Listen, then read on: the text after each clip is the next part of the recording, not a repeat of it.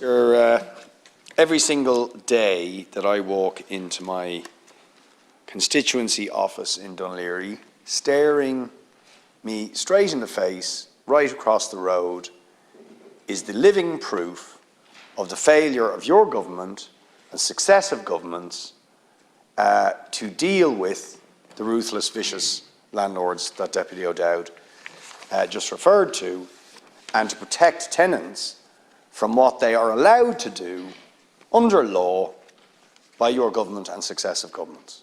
And that is the multi-unit apartment complex that I have talked about for 4 years in here of St. Helens Court. And it just stares me in the face, and I meet the people in there every day, and I look at it, and it ticks every box of the failures of your government to protect tenants and to deal with these type of landlords. And on none of the grounds on which successive attempts by the vulture funds owners to drive people out, which they have now finally legally succeeded in doing at the beginning of the pandemic. Pandemic emergency measures saved them for a while, but they're now legally evicted since the spring of this year. They're overholding because they have nowhere to go, but they're being evicted on grounds of sale by a vulture fund. Vulture fund doesn't need it for themselves. There's no, there's no justification at all for this fund putting these people out. Decent, ordinary, working people, some with families, some pensioners, some with serious health issues, all people who've been working all their lives. They're just out. But they actually have nowhere to go.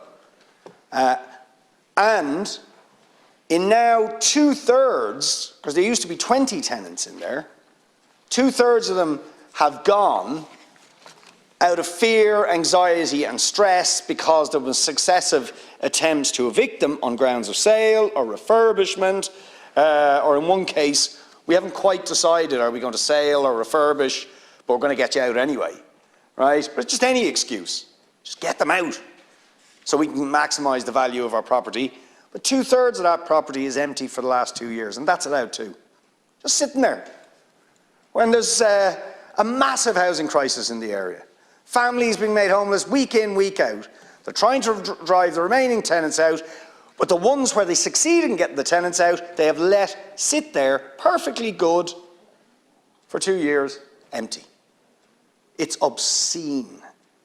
It's the definition of obscenity, of greed, of ruthlessness.